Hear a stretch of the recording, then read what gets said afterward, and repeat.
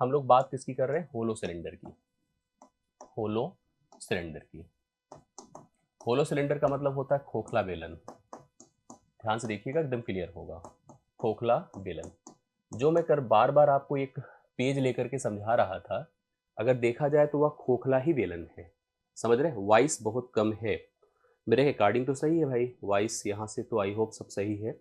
सभी लोग एक बार थोड़ा सा देख लें, आवाज़ का कुछ इशू अगर है। जोरावर का कहना है कि आवाज़ को लेकर प्रॉब्लम है। थोड़ा सा पहले इसको समझिए, मैं अपने हिसाब से तो सही बोल रहा हूँ, जैसे मैं हर क्लास में बोलता हूँ। खोखला बेलन मैं आपको समझा रहा हूँ, ध्यान से देखिएगा। बेलन वही है जैसे हमने कल की क्लास में पढ़ाया था आपको। ये भी देखिए इसी टाइप का है, ये ऐसे समझिएगा। ये हमने कहा है बेलन है। अब इसको अगर थोड़ा सा रियलाइज करना है तो आप जो एक ड्रेन की पाइप होती हैं, जो सीमेंट की मोटी पाइप होती है, आपने देखा होगा, जो सड़क के किनारे इस समय तो खास करके बरसात के आसपास आपको दिखती होगी।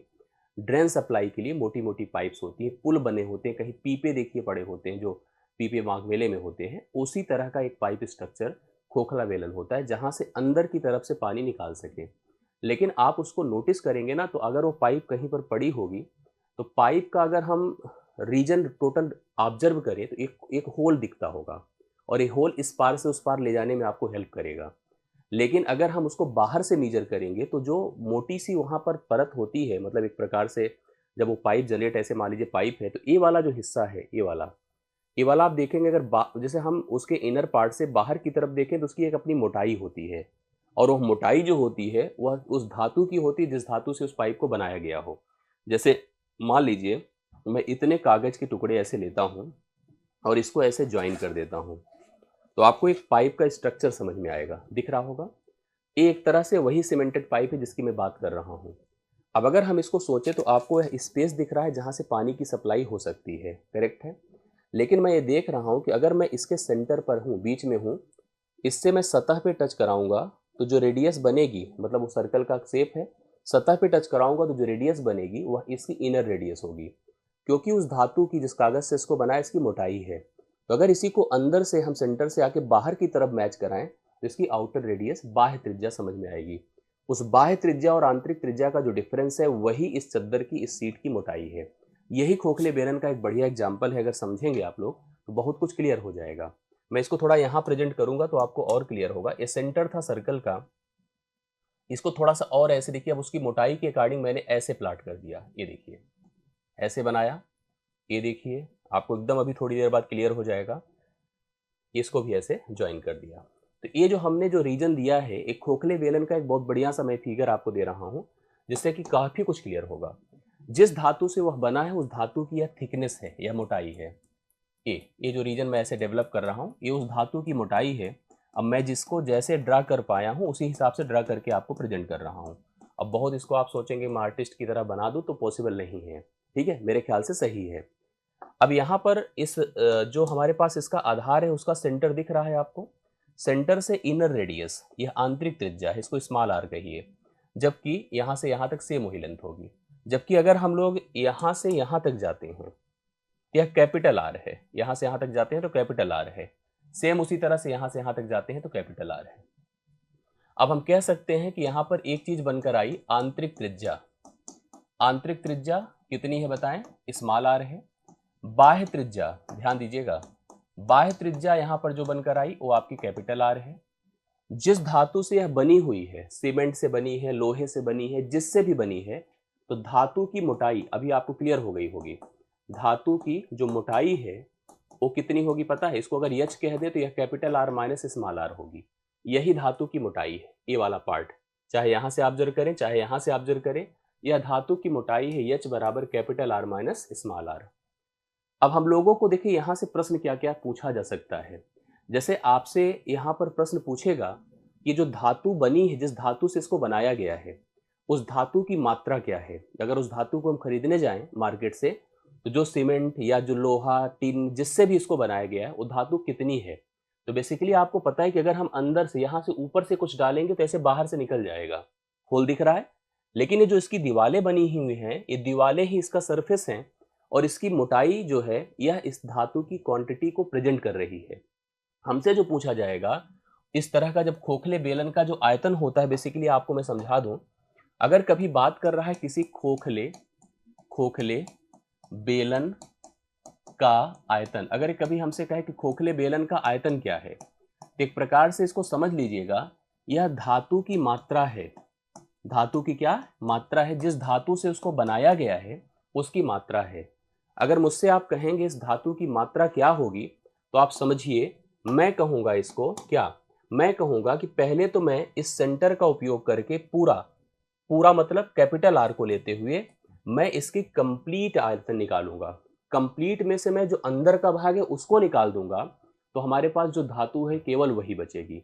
अगर मुझसे आप कहोगे कि इसका आयतन क्या है, तो आयतन तो मैंने आपको क्या पढ़ाया है बताइए? आयतन मतलब पहली चीज तो जो मैंने सेड किया है, ऐसे ऐसे सेड नहीं किया है, उसी की वैल्यू पूछ रहा है। वह कोई धातु है, कोई सोना चांदी या लोहा लक्कड़ जो भी है, या वो धातु है, इसी की मात्रा हमसे पूछ रहा है। वही खोखले बेलन का आयतन है, वही धातु की मात्रा है। अब आप इसको अगर कभी कैलकुलेट करके निकालना चाहो कि एक्चुअली है कितना, तो इसको कैसे हम सोचेंगे, मैं जो बता रहा हूं आप ध्यान से सोचो। मैंने आपसे कहा था किसी चीज का आयतन क्या होगा, आपने पढ़ा था आधार का क्षेत्रफल गुणे ऊंचाई होगा, यही पढ़ा था, कुछ और पढ़ा था? यही पढ़ा था। कहोगे कैसे सर? हमने कहा अच्छा कोई मुझे बता दे यह आधार क्या है, इसका आधार क्या है, कोई अगर बता सके तो बताए। आधार इसका दरअसल एक रिंग है। क्या है? रिंग है। अगर सर्कल आपने पढ़ा है ऐसे, तो यह रिंग जो होता है वह आधार होता है। उसमें भी इनर रेडियस होती है, आउटर रेडियस होती है, आंतरिक त्रिज्या और बाह्य त्रिज्या होती है, वह भी एक रिंग है। तो रिंग का क्षेत्रफल गुणे ऊंचाई कर दीजिए, इससे हमें इसका आयतन पता चल जाएगा।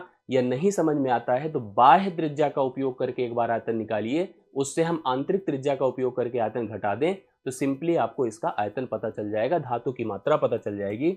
मैं लिखूंगा पाई कैपिटल। देखो हम लोगों ने रूल कैसे पढ़ा है आयतन के लिए बताइए? हमने पढ़ा है बाह्य त्रिज्या अगर मैं ले लूं कैपिटल आर, तो होगा पाई आर स्क्वायर एच। एक कैपिटल आर का उपयोग करते हुए पूरे सरफेस का हमने आयतन निकाल दिया। उसमें inner surface pi small R square H कर दीजिए। और अगर मैं यही pi R square minus R square into H कर दूं, यहां से हमको पता चल जाएगा कि इसका आयतन कितना है। करेक्ट है?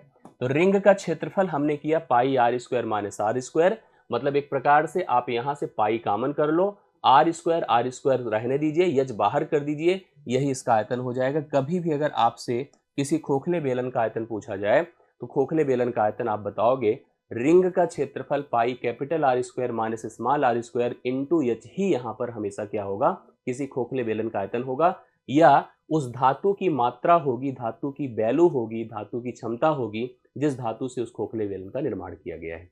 मेरे ख्याल से क्लियर हुआ होगा आपको। क्लियर? अब इसमें पूछा जाएगा सरफेस एरिया। तो सरफेस एरिया ध्यान दीजिएगा, सबसे पहले मैं सीएसए की बात करूं। सीएसए कर्व सरफेस एरिया, वक्र पृष्ठ का क्षेत्रफल क्या कहलाता है? वक्र पृष्ठ का क्षेत्रफल। तो अगर आप मुझे समझ पा रहे हैं, इस वर्डिंग को समझ पा रहे हैं, तो वक्र पृष्ठ इसमें कितने हैं? 2 हैं। थोड़ा सा जो हमने अभी बनाया था, ये देखिए मैंने ऐसे बनाया था, चलिए ऐसे बना लेता हूं फिर से, कोई ऐसी बड़ी बात नहीं। ये देखिए बना दिया मैंने, एक खोखला बेलन बना दिया, देखिए बन गया। अब एक काम करो, हम आपसे कह रहे हैं वक्र पृष्ठ का क्षेत्रफल। वक्र पृष्ठ का क्षेत्रफल मतलब आधार नहीं लेना है, ना इसको लेना है ना इसको लेना है, ठीक है? आधार नहीं लेना है, कर्व लेना है। जैसे आपसे मैंने कल भी कहा था, अगर आपसे कोई कहे सिलेंडर का वक्र पृष्ठ क्या होता है, अगर ये सॉलिड है, जैसे मैं हाथ जहां डाल रहा हूं यहां पर हाथ नहीं जा सके, एकदम सॉलिड भरा है, तो जो सरफेस, अगर सरफेस पर कोई पेंटिंग स्टिकर लगाना, तो वही वक्र पृष्ठ है। अब जब एक खोखला है, जब आप मुझे ऐसे देख पा रहे हैं, तो मैं हाथ अंदर डाल दूं और अंदर की तरफ कोई पेंटिंग एंटिंग कर दूं, कोई पॉलिश कर दूं, तो वह उसका आंतरिक वक्र पृष्ठ है। लेकिन एक वक्र पृष्ठ और है बाहर की तरफ। जैसे हम कमरे में बैठे हैं, तो कमरे की दीवारें बाहर से भी पुताई होती है और अंदर से भी होती है, सॉरी बाहर से भी होती है, अंदर से भी होती हैं। वही सेम इसका है, जो पाइप है, क्योंकि पाइप में अंदर भी जगह है, आप अंदर जाकर के उसके सरफेस को पाइप, जैसे कभी ग्लास देखा है आपने, ग्लास में अंदर की तरफ सफाई की जाती है, ठीक है, और बाहर की तरफ सफाई की जाती है।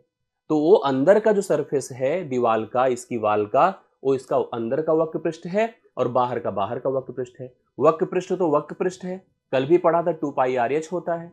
अब बाहर के लिए हम कैपिटल आर यूज करेंगे, अंदर के लिए स्मॉल आर यूज करेंगे, तो यहां पर 2 बनेंगे, एक आंतरिक बनेगा, आंतरिक बनेगा 2 पाई स्मॉल आर एच, और जो बाह्य बनेगा वो क्या बनेगा पता है? 2 पाई कैपिटल आर एच। ये हो जाएगा इसका वक्र पृष्ठ का क्षेत्रफल। करेक्ट है। जब भी आपसे वक्र पृष्ठ का क्षेत्रफल पूछेगा तो आप दो लगा सकते हैं, एक तो आपसे कंफर्म करेगा कि आंतरिक बताना है कि बाह्य बताना है। आंतरिक बताएंगे तो 2 पाई स्मॉल आर एच करिए और बाह्य बताना है तो 2 पाई कैपिटल आर एच करिए। इस तरह से हम लोग कर सकते हैं। अब अगला नंबर आएगा कि सी एस ए के बाद आता है T S A. T S A मतलब संपूर्ण पृष्ठ का क्षेत्रफल। संपूर्ण पृष्ठ का क्षेत्रफल। तो संपूर्ण पृष्ठ में आधार केवल जोड़ दिया जाता है। संपूर्ण पृष्ठ में किसको जोड़ देंगे? आधार जोड़ देंगे। अभी मैं एग्जांपल लेकर आपको स्पष्ट कर दूंगा। आधार क्या जोड़ देंगे? आधार है क्या? एक आधार नीचे वाला है, एक आधार ऊपर वाला है। भाई हमारे पास कभी भी हमसे संपूर्ण पृष्ठ का क्षेत्रफल कहीं पूछा जाए तो हम जानते हैं उसका मतलब होता है C S A plus base area. ठीक है, C S A plus base ही क्या होता है? संपूर्ण पृष्ठ का क्षेत्रफल होता है। सी एस ए तो दो बनकर आए हैं। कभी भी अगर आपसे किसी खोखले बेलन का संपूर्ण पृष्ठ पूछ लिया जाए कभी स्टैंडर्ड एग्जाम में तो लिखो 2 पाई small R H plus 2 pi capital R H. ये हो गया आंतरिक वक्र पृष्ठ, ये हो गया बाह्य वक्र पृष्ठ। अब बनेगा बेस। बेस मतलब क्या है इसका? बेस अभी हमने डिस्कस किया था, रिंग है, छल्ला है, और छल्ले का क्षेत्रफल क्या होता है? Pi R square minus R square होता है। अब एक तो है नहीं, एक नीचे है दूसरा ऊपर है। मैं लिखूंगा 2 pi capital R square minus small R square.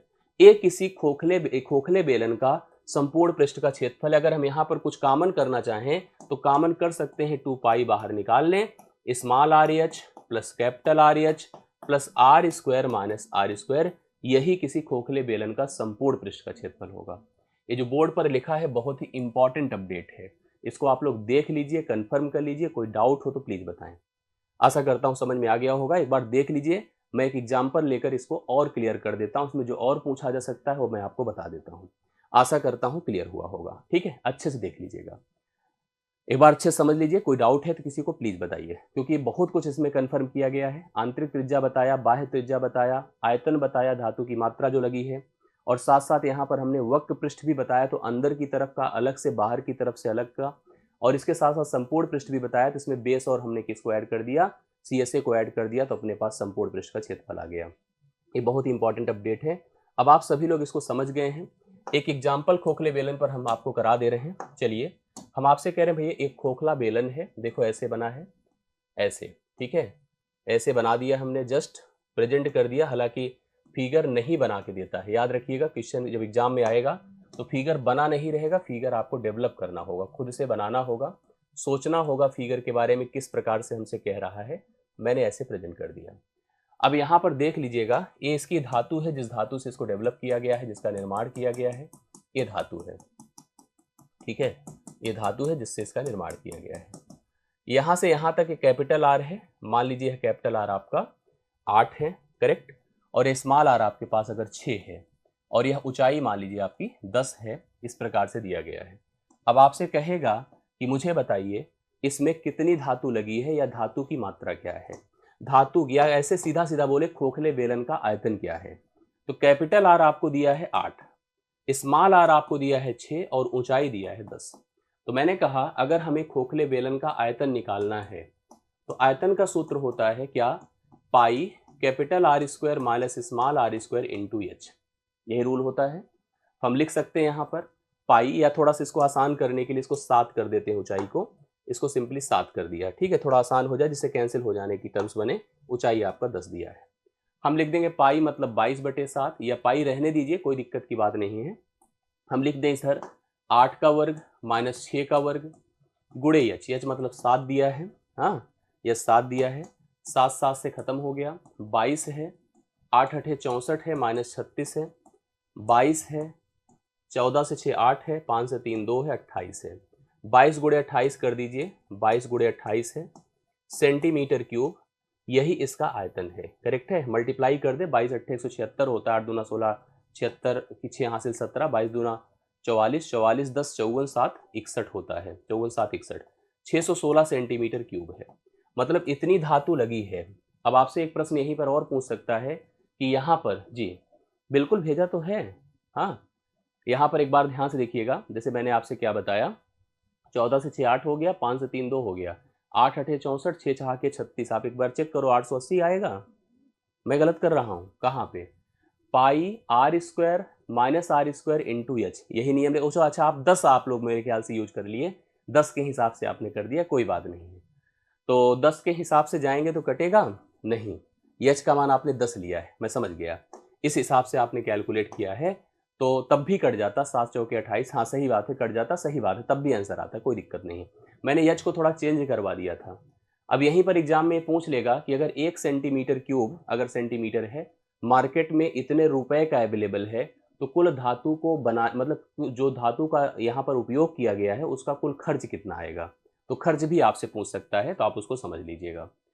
खोखले बेलन को लेकर के अगर मान लीजिए मुझसे यहीं पर कहता है कि वक्र पृष्ठ का क्षेत्रफल बताओ, वक्र पृष्ठ का क्षेत्रफल अगर आपसे पूछ लेता और हमसे कहता कि आंतरिक क्षेत्रफल बताइए, तो आंतरिक हम क्या लिखते, 2 पाई, पाई 22/7 इंटू आर, आर हमारे पास कितना है, स्मॉल आर 6 है, और इंटू एच कर देते, एच है 7, इसीलिए मैंने इसको ले लिया था। 2 pi R H, 2 pi R H, 7 7 से खत्म है, 6 दूना 12 है, 12 गुणे 22 कर दीजिए, 12 दूना 24, 12 दूना 24 तो 26 सेंटीमीटर स्क्वायर। ए इसका क्या हो जाएगा बताइए, ए इसका आंतरिक वक्र पृष्ठ का क्षेत्रफल हो जाएगा, समझ रहे हैं, आंतरिक वक्र पृष्ठ का क्षेत्रफल हो जाएगा, इसको आप लोग पॉइंट करिए।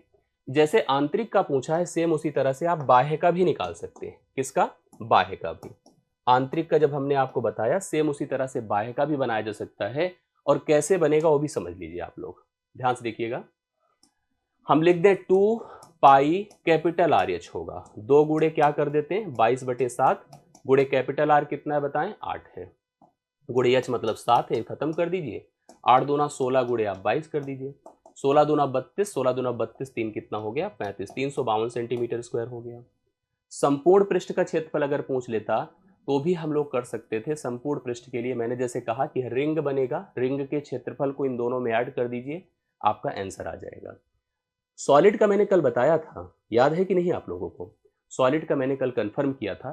कुछ प्रश्न है, थोड़ा सा उनको देख लीजिएगा, कंफर्म हो जाए, स्टैंडर्ड है, बोलिए कराएं, तैयार हो तो कराएं, मतलब थोड़ा स्तरीय प्रश्न है, अगर आप कहो तो रेडी हो तो बोलो कराऊं मैं, जो तैयार होगे तभी कराऊंगा, नहीं तो फिर वही हल्का हल्का पढ़ा, हाँ हल्का हल्का पढ़ा के कहो तो आगे बढ़ जाओ, नहीं अच्छा नहीं होता है, भले तैयार नहीं, बाद में देखोगे तो आपको समझ में आएगा। यहाँ पर एक प्रश्न है अपने पास, बड़ा अच्छा सा क्वेश्चन देखिए आपके सामने है, ये बहुत बढ़िया है।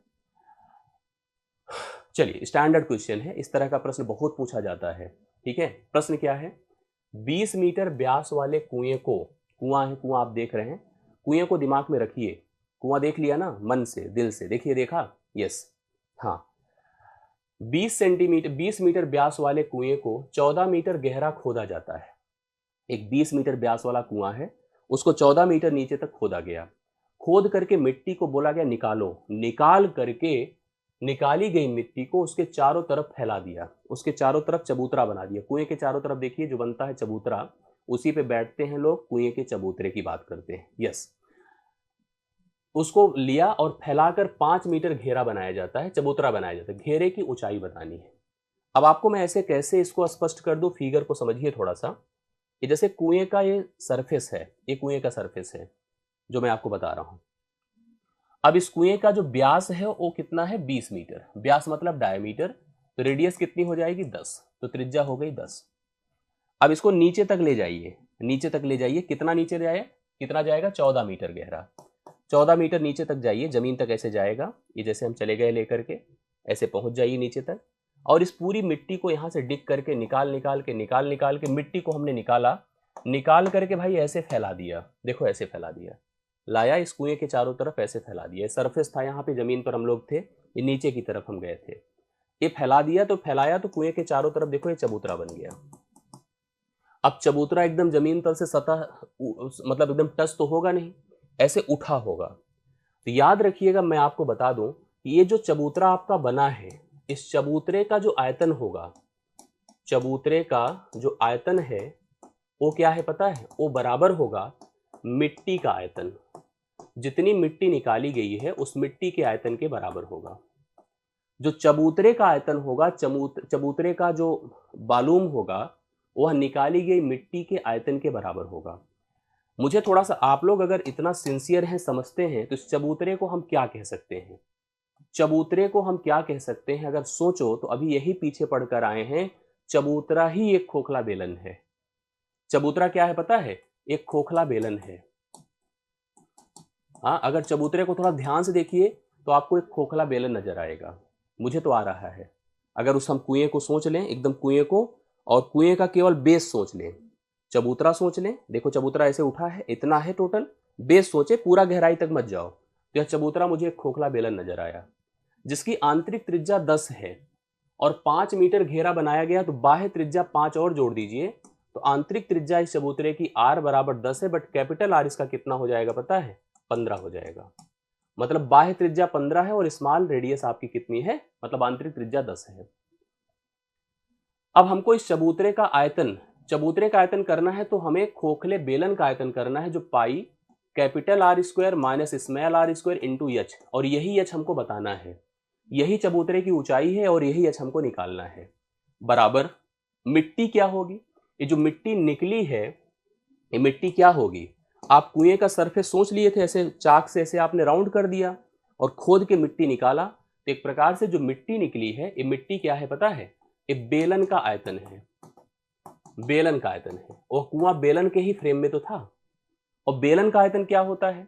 पाई R स्क्वायर इंटू एच होता है, करेक्ट है। एच मतलब कुएं की गहराई। पाई पाई को चाहे तो ऐसे निपटा दीजिए, खत्म कर दीजिए। इसका कैपिटल R 15 स्क्वायर है, स्मॉल r 10 स्क्वायर हो, गुणे एच ही हमको फाइंड करना है चबूतरे का आयतन, बराबर इसकी जो कुएं की रेडियस कितनी थी? R थी, जो होगी 10 का वर्ग, गुणे एच मतलब कुएं की जो गहराई थी, गहराई कितनी थी? 14 मीटर। अब यहां से हम यहां से हम कुएं जो चबूतरा बना है, चबूतरे की ऊंचाई बता सकते हैं। देख लीजिए 15, अब यहां पर चाहे तो ए स्क्वायर माइनस बी स्क्वायर लगा दो, ए प्लस बी ए माइनस बी लगा दे, तो एक बार 15 में 10 जोड़ दे 25 हो गया, एक बार 15 से 10 घटा दे 5 हो गया, गुणे यच कर दे, बराबर यहाँ पर 100 है, 100 गुणे 14 है, करेक्ट है। तो 25 चौके 100 है, ये भी सही है। और यच बराबर अगर आपको करना है तो 14 चौके 56 है, 56 बटा 5 कर दे, 56 बटा 5 करेंगे तो 5 एक के 5, 5 एक के 5, 11.2 मीटर होगा। यही उस चबूतरे की ऊंचाई है, जो चबूतरा यहाँ पर डेवलप हुआ है, 11.2 मीटर है। ये बहुत बढ़िया सा प्रश्न था और ये बहुत ही इंपॉर्टेंट प्रश्न है, मैं आपको बता दूं। अक्सर आपको इस पर प्रश्न दिखता है, तो मैं जैसे इस लेवल को जो आपको पढ़ा रहा हूँ, बता रहा हूँ, इस सच में आपके लिए बहुत ही जरूरी है। आई होप आपको क्लियर हुआ होगा, समझ में बातें आई होगी। जिसने सीरियसली अच्छे से देखा होगा, 100% उसको यह प्रोसेस, यह क्वेश्चन, यह तरीका जरूर क्लियर हुआ होगा। मैं बताओ सही है गलत? यस, चलो ये हो गया आप लोगों का कंफर्म। एक और चीज हम लोग यहाँ पर डिस्कस कर लेते हैं, जो भी बहुत इंपॉर्टेंट है, थोड़ा सा हम उस पर भी आपसे आप बात कर ही लेते हैं, और उसको भी आप लोग कवर ही कर लीजिए, इसके हिसाब से हम आगे बढ़ चलें। थोड़ा सा शंकु के बारे में आपको बता दूं कि शंकु का क्या सिस्टम होता है, उसको भी थोड़ा सा आप लोग क्लियर कर लीजिए, जिससे कि हम प्रश्न को आगे कन्फर्म करा सकें। थोड़ा सा कौन देखिए क्या है शंकु, कॉन्सेप्ट सीख लीजिए, फिर एक प्रैक्टिस जैसे मैंने 2D के कराया था, उसी तरह से कंबाइन प्रैक्टिस यहाँ पर जरूर बता दूंगा, ठीक है, जरूर बता दूंगा। जैसे एक पहले मैं इसका शंकु वाला बता देता हूँ आप लोगों को, शंकु का समझा देता हूँ, फिर उसके बाद एक कंबाइन प्रैक्टिस में और करा दूंगा। शंकु क्या है, ध्यान से देखिएगा। शंकु बेसिकली कोन है, जैसे मेले में तंबू देखा होगा आप लोगों ने।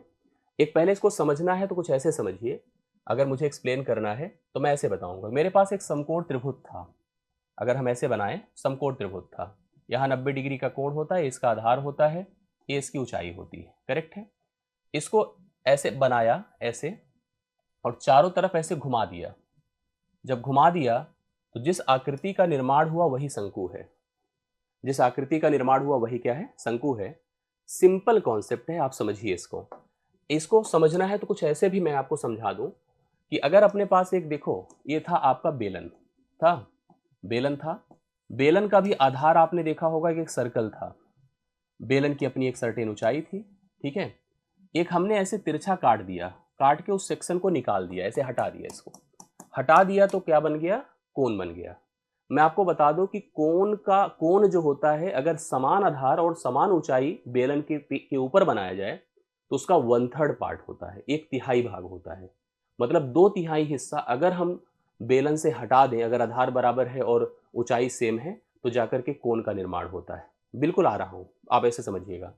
यहां पर कोण अगर बना तो कोण की पहली चीज कोई छत नहीं होती है, आपने देखा होगा किसी तंबू की छत नहीं होती है, छत उसकी दीवारें ही होती है, जिस कपड़े से उसको बनाया जाता है वही उसकी क्या होती है, छत होती है। इसकी अपनी रेडियस होती है, इसकी अपनी हाइट होती है, और तिरछा अगर हम यहाँ से सीधा इसको मिलाएं तो यहाँ पर एक लेंथ होती है जो स्लैंट हाइट कहलाती है। स्लैंट हाइट का मतलब इसको हम कहते हैं तिर्यक ऊंचाई। क्या कहेंगे? तिर्यक ऊंचाई कहते हैं। तिर्यक ऊंचाई जो एकदम समकोण त्रिभुज के नियम से चलता है। इस यल को हम लिख सकते हैं under root H square plus R square. लिख सकते हैं कि नहीं? यस। यल बराबर under root H square plus R square. Yes. हाँ, बर्थडे की जो कैप होती है वो भी शंकु का ही शेप है। मैं ऐसे बता दूं, अभी आपने जैसे बेलन पढ़ा, बेलन का जो आयतन था पाई आर स्क्वायर यस था इसका वॉल्यूम। अगर हमसे कोई शंकु का आयतन पूछेगा तो हम शंकु का आयतन कितना बताएंगे पता है? बेलन के आयतन का 1/3 बताएंगे, क्योंकि इसका कोई आधार नहीं है। आधार केवल जमीन पर होता है, ऊपर की तरफ नहीं। ऊपर केवल एक वर्टेक्स होता है जिसे शीर्ष बिंदु कहते हैं। ये शीर्ष बिंदु कहते हैं। इसका जो आयतन होगा बेलन के आयतन का 1/3 होगा। 1/3 pi R square H unit cube होगा।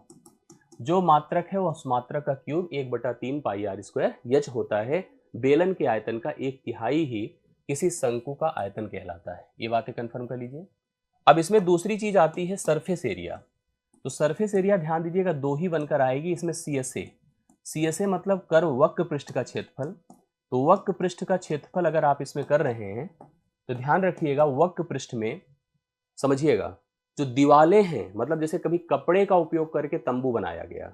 आप अगर रियलाइज करो तो आपने देखा होगा माघ मेले में जो जमीन तल होती है सर्कुलर है, और जिस कपड़े से तंबू को बनाया गया, कपड़ा कम से कम बारिश रोक ले, कुछ छांव कर दे, तो उस कपड़े को ही ऐसे राउंड राउंड राउंड राउंड लेकर के, जैसे कभी साड़ी ले लें, कोई ऐसा चद्दर ले लें जिसकी चौड़ाई बराबर रहती है, लंबाई अपनी जरूरत को लेकर के हमने तंबू ऐसे निर्माण कर दिया। तो कपड़ा जो लगा है, जो उसकी दीवार बनी है वो कपड़े की मदद से बनी है, वही तंबू है। ठीक है, आपने देखा होगा कोन का आइसक्रीम मिलता है, आपने नोटिस किया होगा। तो ये जो सरफेस होता है उसका, वो ऐसे सेप फिक्स नहीं होता है, ऐसे ऐसे ऐसे ऐसे ऐसे ऐसे ऐसे ऐसे होता चला जाता है। तो वही आपका, जैसे आपने कई ऐसे एग्जांपल्स देख सकते हैं। जो हमारा ये पेन भी है, देखो यहाँ पर ए वाला जो पार्ट है ना, ये कोन का शेप है। ये जो निब है, अगर कैमरे की तरफ मैं कर दूं, ए वाला पार्ट कोन के शेप का है। तो इसका जो वक्र पृष्ठ का क्षेत्रफल होता है वो बेसिकली देखो, इसका जो इसका जो आधार, मतलब आधार है, आधार तो आप सभी देख रहे हो सर्कल है। सर्कल का सरकमफेरेंस अर्थात परिधि 2πr होती है, बट उसका आधा करेंगे πr होगा, πr इंटू यल होगा। ये इसका वक्र पृष्ठ का क्षेत्रफल होगा। किसका? शंकु का। शंकु के वक्र पृष्ठ का क्षेत्रफल πr यल यूनिट स्क्वायर होता है। अब हम बात अगर करेंगे तो अब इसका कहो तो मैं पूरा प्रैक्टिकली समझाऊं, बट उतना समय इस पे फालतू में लेने की जरूरत नहीं है। नहीं तो इसको मैं एकदम क्लियर बता दूं कि इसका एरिया लेते हैं, वही लेंथ जैसे कल हम लोगों ने बनाया था उसी तरह से उपयोग में ला करके हम इसका डेवलपमेंट कर सकते हैं। और मैंने किया भी, इस तरह की क्लासेस में पढ़ाया भी जहां जरूरत रहती है। टीएसए संपूर्ण पृष्ठ का क्षेत्रफल।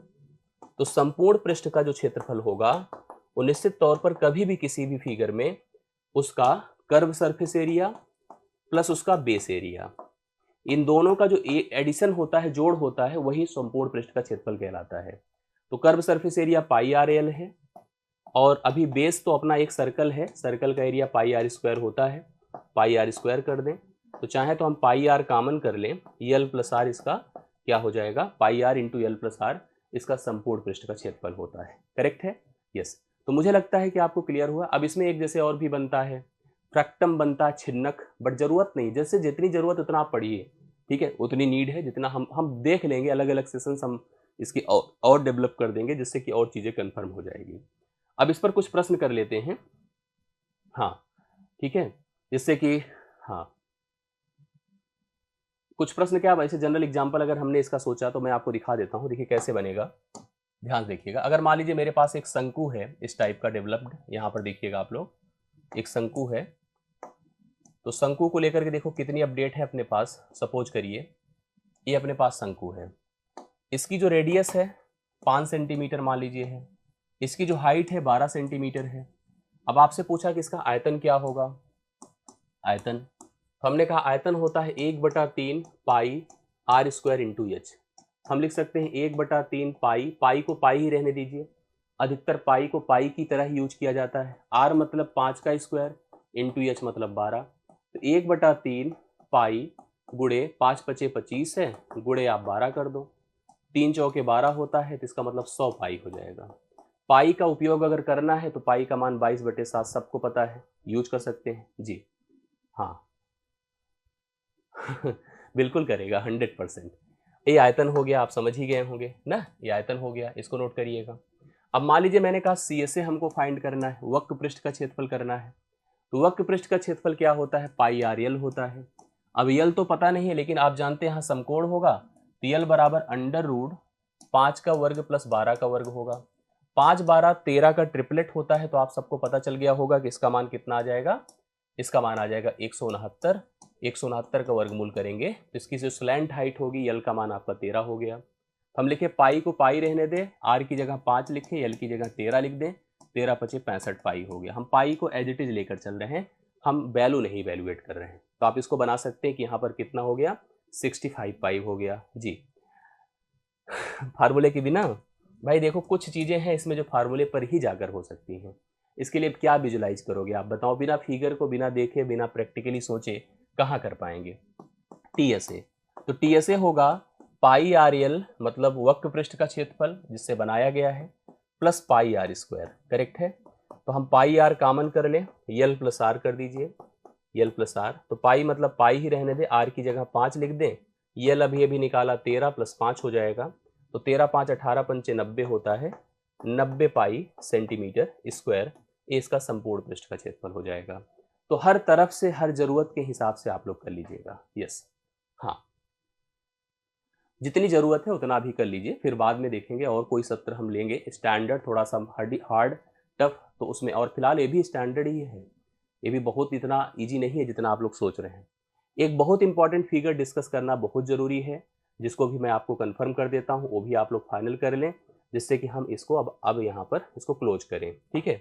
स्पीयर, स्पीयर जिसको हम लोग कहते हैं गोला, क्या कहते हैं, गोला। गोले को लेकर के हमेशा मन में एक डाउट रहता है कि सच में गोला क्या है। कभी कभी जो है जी बिल्कुल सफिशिएंट है, प्रतीक्षा बिल्कुल सफिशिएंट है, BPSC लेवल की बहुत अच्छे से कवर करिए। गोले को लेकर के हमेशा मन में डाउट है। अगर मैं आप लोगों से भी एक प्रश्न पूछूं कि एक शब्द होता है सर्कल, क्या होता है, सर्कल, जिसे आप वृत्त कहते हैं, और एक होता है शब्द, इसको आप लोग क्या कहते हैं, वृत्त। अगर हम आपसे डिफरेंस पूछे कि वृत्त और गोला में क्या फर्क है, तो आप हमें क्या बताएंगे, कमेंट से बताइए। वृत्त और गोला में क्या फर्क है, क्या अंतर है दोनों के बीच में, क्या कह सकते हैं आप लोग। तो मैं बताऊं कि आप बताओगे, वृत्त और गोला में क्या फर्क है, मैं बताऊं, समझिए। क्रिकेट का मैदान देखा ही है आप सबने, ये बहुत बढ़िया देखिए बन गया मेरे से। ये जो क्रिकेट का मैदान है, ये मैदान है ना क्रिकेट का, ये आपका वृत्त है जो प्लाटेड है, सतह पर जमा बना हुआ है।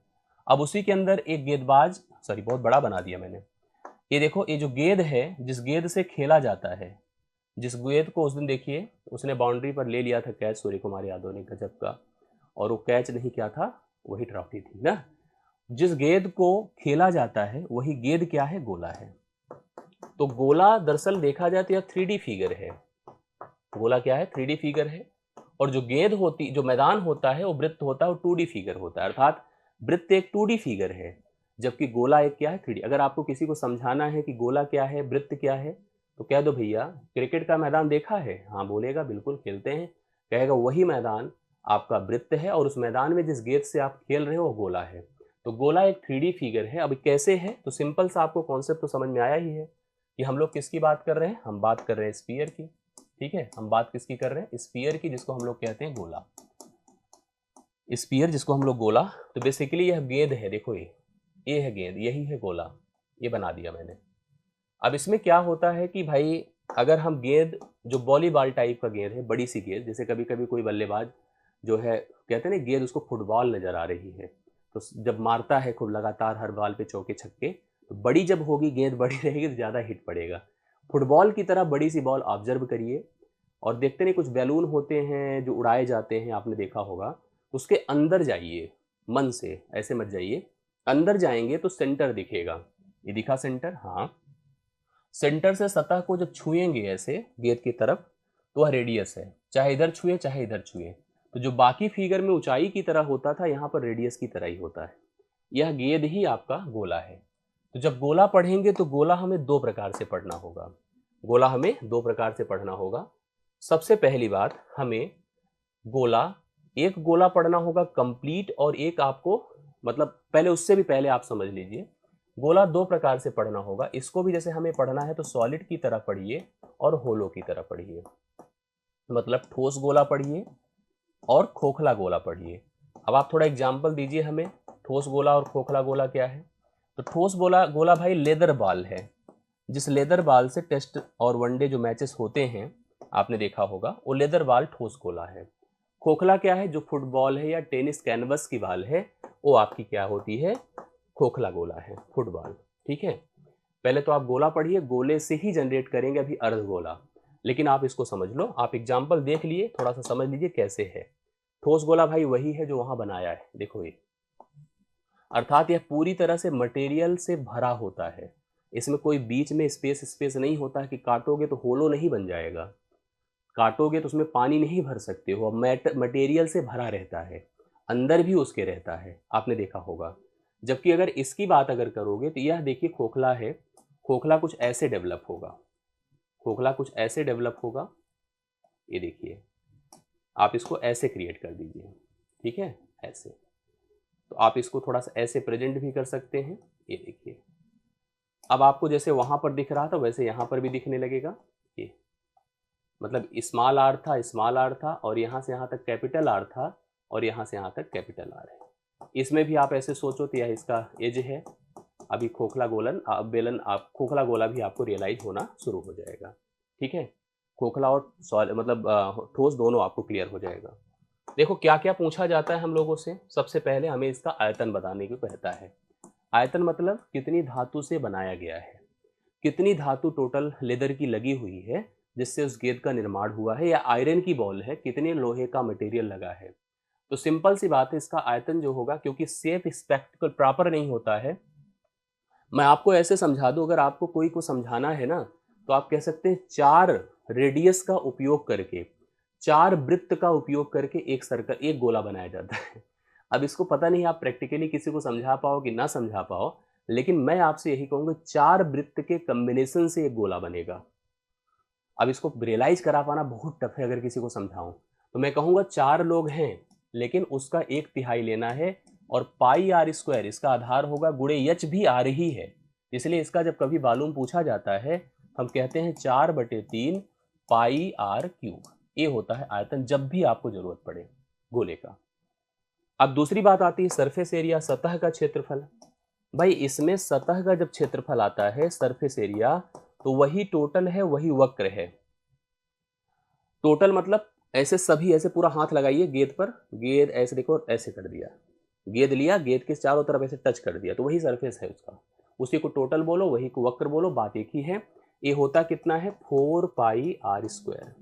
4 मैंने कहा ना 4 वृत्त से बनता है, 4 वृत्तों से बनता है।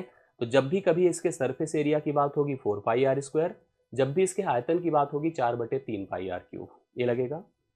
अब दूसरी तरफ हम जब खोखले की तरफ जाते हैं तो खोखले का आयतन क्या होगा, खोखले का आयतन वैसे ही होगा जैसे अभी किया था। खोखले का मतलब आप समझ गए ना, कि अगर हम फुटबॉल में हैं या फुटबॉल को बाहर से देखें और हम फुटबॉल के अंदर चले जाएं, अंदर से देखें, अंदर सेंटर पे पहुंचे और सतह को टच किया तो हमें स्मॉल आर मिला। अब उसी अंदर को ऐसे क्रॉस करते निकल जाओ, तो जो उसकी लेदर थी, जो उसकी एक तरह से जो उसका वॉल थी, वॉल को क्रॉस करते जब निकले तो उस वॉल की थिकनेस जो थी, जो मोटाई थी, उसकी वजह से आपको सेंटर से बाहर तक की लेंथ बड़ी ज़्यादा नजर आई। इसीलिए मैंने कैपिटल आर स्मॉल आर का उपयोग किया। जब कभी आयतन होगा तो आयतन बेसिकली उस धातु का, उस लेदर का आयतन होगा। क्या होगा, 4/3 pi capital R cube minus 4/3 pi small R cube. हम 4/3 बाहर कर लेते हैं, पाई बाहर कर लेते हैं, capital R cube minus small R cube कर देते हैं, या हमें इसका आयतन दिख जाता है। आयतन दिख गया। अब इसके अगर हम सरफेस एरिया की बात करें तो सरफेस एरिया भाई उसी तरह से जैसे हम पाइप से कर रहे थे, उसमें भी 2 था, उसमें भी अंदर था और बाहर था। भाई हम गेंद के अंदर जाएं और गेंद के अंदर ऐसे ऐसे पॉलिश करके चले आए सतह को, तो जब पॉलिश अंदर अंदर अंदर अंदर कर दिया तो आंतरिक हो गया। तो आंतरिक होगा 4 पाई स्मॉल आर स्क्वायर, और यही जब बाह्य करोगे आप तो 4 पाई कैपिटल आर स्क्वायर क्यूब हो, आर स्क्वायर होगा। और यहीं पर अगर आपसे टोटल किसी ने पूछ लिया तो दोनों को जोड़ना ही पड़ेगा, 4 पाई आप बाहर कर दो, capital R cube square plus small R square हो जाएगा। टोटल अगर पूछ लिया संपूर्ण किसी ने, ये सब आपको सोचना पड़ेगा हम लोगों को। ये बन गया आपका गोला और ये बन गया आपका अर्ध खोखला गोला। गोला खोखला गोला तो चलो यहाँ ठीक भी है, इसमें बनता है अर्धगोला। एक और बड़ा शब्द बड़ा इंपॉर्टेंट इसका होता है जिसको हम लोग कहते हैं हेमीस्फीयर। हेमीस्फीयर और हेमीस्फीयर जिसे हम हिंदी में कहते हैं अर्धगोला। अर्धगोला आपने देखा है, पक्का मैं जानता हूं देखा है आपने, ठीक है। दोनों पर बनेगा, ठोस पर भी बनेगा, होलो पर भी बनेगा। सबसे पहले हम लोग ठोस की बात करते हैं। ठोस की बात करेंगे, सॉलिड की बात। ठोस में आपने देखा होगा क्या, वही गेंद है। ये देखो हमारी गेंद है ना, जिस गेंद से हम खेल रहे थे अभी, जिस गेंद की बात कर रहे थे। गेंद ऐसे उठा लीजिए, ये गेंद बना दिख रहा है आपको। हाँ, गेंद को क्या करो, एक ब्लेड लाओ बढ़िया, ठीक है। एक ब्लेड उठाइए और ब्लेड से ऐसे ऐसे काट दीजिए। जैसे ही काटोगे ना, गेंद ऐसे हो जाएगी। अरे ये देखो लुढ़क कर, या तो ऐसे हो जाएगी, हाँ ऐसे हो गई, या तो ऐसे। अब ये देखिए दो टुकड़े बन गए नहीं गेंद के, दिख रहा है कि नहीं। जैसे ही गेंद को बीच से हमने एकदम समतल ऐसे काट दिया, काटते ही गेंद अपनी ऐसे बन गई। ये जो गेंद थी आपकी, ये देखो ऐसे और ऐसे बन गई, दो पार्ट्स में ब्रेक हो गई। यही आपका अर्धगोला है। अब अर्धगोला है भाई, तो इसकी रेडियस होगी, ये भी रेडियस रहेगी। अब इसमें सबसे पहले हमें, चाहे इसको सोचो चाहे इसका, आयतन पूछा जाएगा। तो सीधी सी बात है, आयतन तो आधा हो गया। आयतन वहां क्या था, 4/3 पाई आर क्यूब था। यह सिंपल 2/3 पाई आर क्यूब हो गया। एक बात तो कंफर्म हो गई। चलो भाई, इतने एक एक मुक्ति लेते चलिए एक एक फार्मूले से। फिर बात आएगी सरफेस एरिया की। हमसे कहेगा सर इसका जो सरफेस एरिया होगा, जिसमें जो CSA होगा, वक्र पृष्ठ, अब थोड़ा सा टेंशन देगा। अर्धगोले का वक्र पृष्ठ क्या होगा, कौन बता सकता है।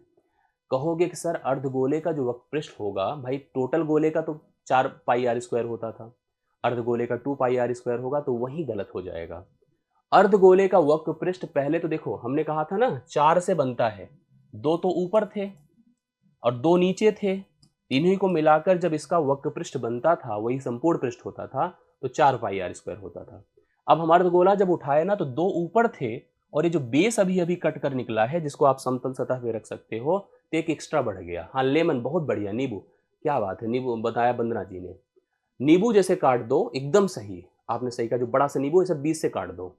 एग्जाम वो देखते हैं ना, उसमें दिखाता है एडेड में, जो लेमन बार जो बर्तन धुल देता है, नींबू पड़े होते, नींबू की शक्ति, उसी तरह से।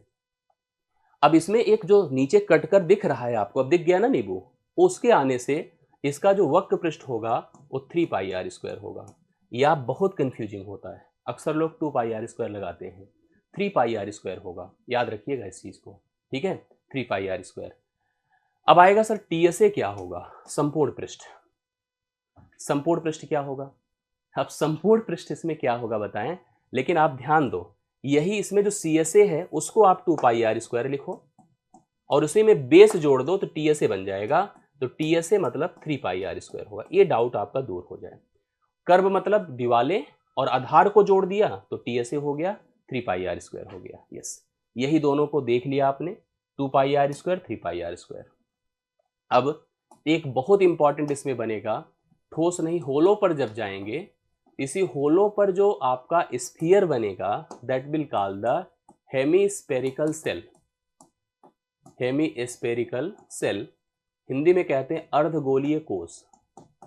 अर्धगोलीय कोष, आप अर्धगोलीय कोष को कहां समझ पाएंगे पता है, जानवर खिलाए जाते हैं, जानवरों का नाद होता है, आप देखे होंगे ऐसे, और उसमें जानवरों के चारे को डाला जाता है, सीमेंट से बनाया जाता है, वही अर्धगोलीय कोष है। तबला देखा होगा आपने, तबला ऊपर एक ऐसे लेदर पड़ जाती है, लेदर हटा दो, तबला एकदम अर्धगोलीय कोष है, ठीक है।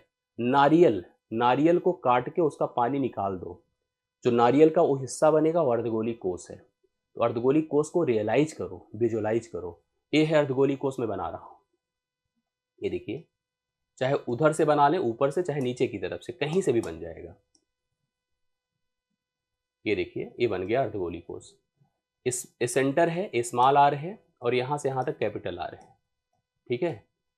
अब इसको सोचेंगे तो जिस मटेरियल से उसको बनाया गया उसकी यह मोटाई है, उसकी यह मोटाई है, करेक्ट है। अब इसका जो आयतन होगा क्या होगा बताइए, आयतन होगा 2/3 pi capital R cube minus small R cube.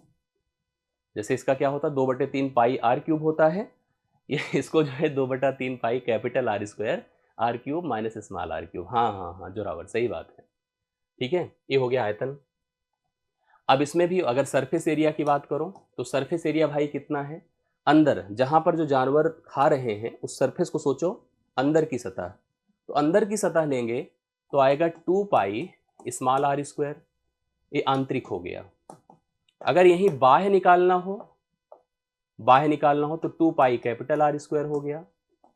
अगर टोटल निकालना हो, टोटल सरफेस एरिया, तो आपको दो चीज लेनी है, पहले तो आंतरिक 2 पाई स्मॉल आर स्क्वायर, बाह्य 2 पाई कैपिटल आर स्क्वायर, और ये वाला जो भाग है जिसको हम पहले से भी पढ़ चुके हैं, रिंग जिसको कहते हैं, छल्ला, इसको भी लेना पड़ेगा आपको, plus pi capital R square minus small R square. अगर इतना रख दिया तो यह टीएसए टोटल सरफेस एरिया हो जाएगा।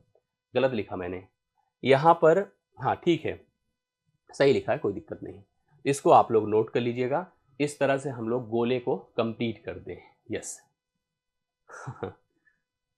हाँ अंडरस्टैंडिंग पर है, समझ गया तो बहुत बढ़िया है। मुझे लगता है कि अगर आप लोग सही में समझ लिए ना तो बहुत इंपॉर्टेंट पार्ट पढ़ा आपने। कुछ प्रश्न है, देख लीजिए आप लोग। ये देखो, एक अर्धगोले का वक्र पृष्ठ 18 पाई है, एक अर्धगोले का वक्र पृष्ठ 18 पाई है, अर्धगोले का आयतन बता दो क्या होगा। कौन कौन कर सकता है जी? कुछ समझ में आ रहा है कि नहीं, मुझे एक बार कंफर्म बताइए आप लोग। समझ में आ रहा है, कुछ क्लियर हो रहा है कि नहीं, ऐसे ही? हाँ बस बस, हाँ बस यही लास्ट है। बिल्कुल, चलो समझ में आएगा, एकदम समझ में आएगा। एक प्रश्न, दो प्रश्न कर लीजिए, मतलब 38 से 40 पहुंच जाए। एक वक्र पृष्ठ हमारा कितना है, एक अर्धगोला है, ध्यान से देखिएगा, ये अर्धगोला है। अब अर्धगोला है, इसने हमसे कहा कि इसका जो वक्र पृष्ठ है वो कितना होगा, 2 पाई आर स्क्वायर होगा, जो दिया है 18 पाई। अब हमसे क्या पूछा है, इसका आयतन पूछा है। ठीक है, आयतन पूछा है, तो वक्र पृष्ठ आपने देखा था सॉलिड की बात कर रहा, होलो कह भी नहीं रहा है जी हाँ हो जाएगा एकदम बढ़िया, देखिए समझिए 2 पाई। अब इसीलिए मैं देखो एकदम, जैसे ये होता है ना कि अगर इसको छोड़ दो ना तो कोई मतलब नहीं है, 2 से छोड़ देने का मतलब कोई सेंस नहीं है, छोड़ देना उचित नहीं है। r बराबर 3 हुआ, रेडियस इसकी कितनी हो गई 3। आयतन पूछा है तो आयतन हम लोगों ने क्या लिखा था, 2/3 पाई आर क्यूब। पाई किसमें, पाई में आंसर दे रहा, देकर देखिए, तो लिखिए इसको 2/3 गुणे पाई रहने दीजिए, आर की जगह 3 का क्यूब कर दीजिए, एक काट दीजिए, 3 का स्क्वायर होगा, 9 9 दूना 18 पाई हो जाएगा। 18 पाई आपका पहला ऑप्शन है इसका आयतन। फार्मूला क्लियर है तो एकदम आएगा, देखिए आ भी तो रहा है, बहुत बढ़िया। जिसका आ रहा है एकदम कंफर्म करें, 18 पाई राइट सोल्यूशन है। यस, चलो अगले प्रश्न पर आइए। 8 सेंटीमीटर, ये बहुत इंपॉर्टेंट है, 8 सेंटीमीटर त्रिज्या के लोहे के एक गोले को पिघलाकर 2 सेंटीमीटर त्रिज्या के कितने छोटे छोटे गोले बनाए जा सकते हैं? बहुत इंपॉर्टेंट है, बताइए अगर आ जाए तो। जैसे अगर हमें कोई धातु की वस्तु मिल जाए और अगर हम उसको पिघला दें गला दें, उससे हम छोटे छोटे एक नए शेप का वस्तु बना दें, तो याद रखिएगा धातु की मात्रा में कोई परिवर्तन नहीं होगा, आयतन दोनों परिस्थितियों में समान रहेगा, जो इसका आयतन होगा वही उनका भी आयतन होगा। जो छोटे छोटे गोले आप बनाएंगे दोनों के आयतन हमेशा बराबर होंगे।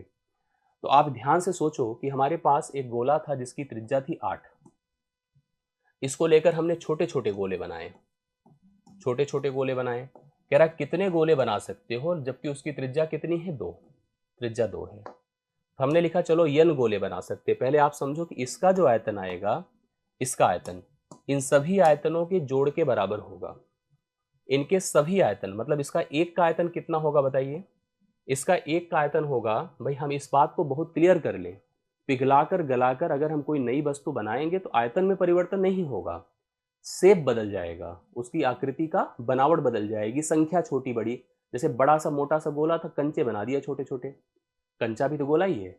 हमने कहा n बनाएंगे, एक का आयतन कितना है, 4/3 पाई आर क्यूब, आर मतलब 2 का क्यूब, और इसका आयतन कितना था, इसका आयतन था 4/3 पाई आर क्यूब, आर मतलब 8 का क्यूब। देखो जो गया जाए ये खत्म। अब आपका सिंपल हो गया कि n गुणे 2 का क्यूब, मैं ये लिख रहा हूं, बराबर वहां कितना है 8 का क्यूब। 2 का क्यूब क्या होता है बताएं, 2 का क्यूब 8 होता है, बराबर यहाँ पर 8 गुणे 8 गुणे 8 है, एक 8 तो गया, 3 बराबर 64। 64 कंचे या 64 गोले छोटे छोटे बनाए जा सकते हैं। 64 बन गया, राइट सोल्यूशन हो गया। अच्छा लग रहा हो तो लाइक करते चलिए, ठीक है वीडियो को। इसका हम लास्ट, चाहे कहो तो मैं खुद आपसे कहूँ आप बना लो या मैं बना के देता हूँ, देख के बताइए कौन बनाएगा, मैं कि आप लोग। 6 सेंटीमीटर व्यास वाले धातु की एक गोलाकार गेंद को पिघलाकर 3 गोलाकार गेंदों में फिर से ढाला गया। इन नई गेंदों में से 2 का व्यास 3 और 4 है, तीसरी गेंद का व्यास बताना है। मैं बना के देता हूँ, ठीक है। ये हमारे पास सबसे पहले ये था 6 सेंटीमीटर व्यास। अगर 6 सेंटीमीटर व्यास है तो 3 सेंटीमीटर इसकी रेडियस है, 3 सेंटीमीटर, ठीक है। ये था अपना, इसको पिघला दिया, पिघला करके 3 गेंदें बनाई। 3 गेंदें, पहले का 3 है, दूसरे का 4 है, तीसरे का पता नहीं क्या है, हाँ ऐसे बना दिया। इसका 3 रेडियस एक व्यास है, 3 नई गेंदें जिसमें व्यास 3 है तो 3/2 अर्थात 1.5 इसका रेडियस होगा। क्या होगा? 1.5 इसका रेडियस होगा। इसका 4 है तो इसका 2 होगा रेडियस, और इसकी रेडियस r मान लो, इसकी रेडियस 2 मान लो, इसकी रेडियस 1.5 मान लो।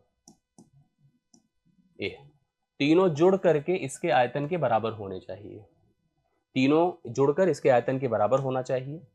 इसका आयतन है 4/3 पाई 3 का क्यूब बराबर 4/3 पाई 1.5 का क्यूब, 4/3 पाई 2 का क्यूब, 2 का क्यूब प्लस 4/3 पाई r का क्यूब। अब 4/3 पाई पहले सब जगह से गायब कर दीजिए, यहां से, यहां से, यहां से, यहां से, क्योंकि इन सब से कॉमन हो जाएगा। अब इसको 3 का क्यूब मतलब 3 गुणे 3 गुणे 3 है, या 27 सीधा लिख देते हैं, 27 है बराबर, यह 1.5 मतलब 3/2 है, 3/2 है, 3/2 है, ऐसे लिख देते हैं। मतलब एक प्रकार से कहो तो हम इसको 27/8 लिख दें, समझ रहे हैं ना। ये जैसे आप समझ गए होंगे 3/2 3/2 3/2 होगा, तो 27/8 लिख दिया। ये साफ साफ 8 है और यह r का क्यूब है। अब इसी को हमें प्रॉपर हल कर लेना है और आंसर बता देना है। जिसका आ गया हो सही कर ले, अपना आंसर सही बता दे हमें। भाई उधर आपको साफ साफ दिख रहा है कि 27 है, इधर ही का फंस रहा है। इसमें भी कोई ऐसा नहीं 8 8 64 और 27 कर लें, 64 और 27 जोड़ दे कितना भाई, इसको हमें जोड़ना है सिंपल इन दोनों को। 8 8 64 और 27 जोड़ दिया तो 7 4 11 6 2 8 91 हो गया, 91/8 हो गया, 91/8 है, प्लस r क्यूब है, इसको ले जाके घटाइए, घटाएंगे तो 7 8 8 7 56, 8 दूना 16, 16 5 21, 216 माइनस 91/8 हो गया बराबर r क्यूब है। 6 से 1 निकला 5 हुआ, 21 से 9 आपका 12 9 21 होता है, 12/8 है, ये आपका r क्यूब है। तो r का मान आप समझ लो, इसका वर्गमूल क्या, घनमूल क्या हो जाएगा 5 और नीचे 2, 5/2 आया। 5/2 है, क्या है बताइए, रेडियस है। 5/2 क्या है, रेडियस है। तो रेडियस 5/2 है, तो व्यास कितना हो जाएगा, 2 से गुणा कर दें तो सही में व्यास इसका कितना हो जाएगा, 5 हो जाएगा। तो पहला ऑप्शन इसका 5 राइट सोल्यूशन होगा। एकदम सही से उतार लीजिए, कंफर्म कर लीजिए। आई होप आप सबको समझ में आया होगा। तो आज की क्लास यहीं पे समाप्त होती है और मेरे ख्याल से ये पूरा सफिशियंट है। एक प्रैक्टिस फाइनली करा देंगे जिसमें प्रिज्म का भी प्रश्न आ जाएगा और सभी के प्रश्न, चिन्हक के भी प्रश्न आ जाएंगे, और जितनी ज़रूरत की चीज़ें हैं वो कंप्लीट हो जाएगी। तो आई होप इतना आपको समझ में आ गया है। आ गया तो ज़रूर बताना हमें कमेंट करके। अच्छा लगे तो वीडियो लाइक ज़रूर करना। बाकी नेक्स्ट क्लास में फिर से मुलाकात होगी। अभी के लिए इतना ही। बहुत बहुत धन्यवाद। Thank you so much. Thank you so much.